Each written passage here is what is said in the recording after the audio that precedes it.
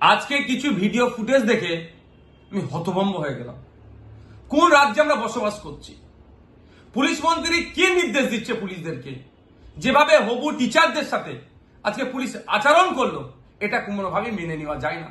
আমি তীব্র নিন্দা ধিক্কার জানাচ্ছি পুলিশ মন্ত্রীকে, যে আপনার পুলিশকে সংযত হতে বলুন। মানুষ এখনো পুলিশের পক্ষে যে সম্মান দিচ্ছে, হয়তো আগামী দিনে নাও দিতে পারে। আমরা চাই না পুলিশ কোনোভাবে অসম্মানিত হোক, কিন্তু যেভাবে আজকে 2022-এর টেট পাস পরীক্ষার্থীদের যারা ইন্টারভিউয়ের জন্য যারা আজকে পরিষদ ভবনের দিকে এগিয়ে যাচ্ছিলেন দাবি নিয়ে, যে ইন্টারভিউ করতে হবে, দ্রুত ইন্টারভিউ এবং মেধার ভিত্তিতে নিয়োগ করতে হবে, তাদের উপরে যেভাবে ঝাঁপিয়ে পড়লো, এটা মেনে নেওয়া যায় না। 2017-এর পরে 2022, 5 বছরের বেকারত্বের জ্বালা, তারপরে পরীক্ষা দেওয়ার সুযোগ পেয়েছে টেট।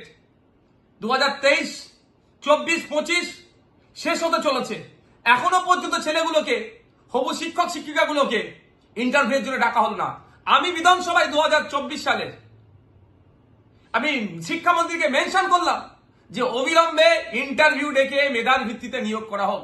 একদিকে শিক্ষকরা হবে, স্কুলগুলো বন্ধ হতে চলেছে, অপরদিকে মেধাযুক্ত যারা আছে টেট 2022-এ যারা পাস করে আছে, তাদেরকে ইন্টারভিউ পর্যন্ত ডাকা হচ্ছে না। তাদের ডিমান্ড কি ছিল?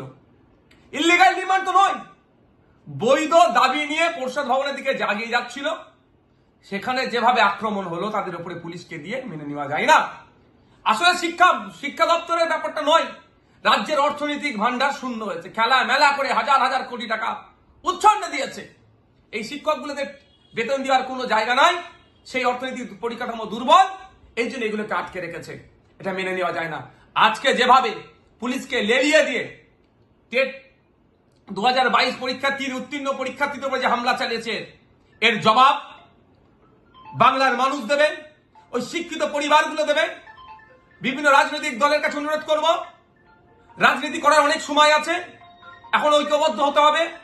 শিক্ষা ব্যবস্থার ধ্বংস করে দিচ্ছে, একটা প্রজন্ম শেষ হয়ে যাচ্ছে। মানুষের শিক্ষামুখী হবে না, উচ্চশিক্ষায় শিক্ষিত হবে না। তার ডেটা দেখলে বোঝা যাবে, কলেজ এখন প্রায় 50% আপনার সিট শূন্য, মানে এখনো শূন্য হয়ে আছে, অর্থাৎ ভর্তি হচ্ছে না। কেন? এই দুরবস্থার জন্য। পড়ার শেষে চাকরি নাই, আবার চাকরি হলেও দুর্নীতি হয়ে যাচ্ছে।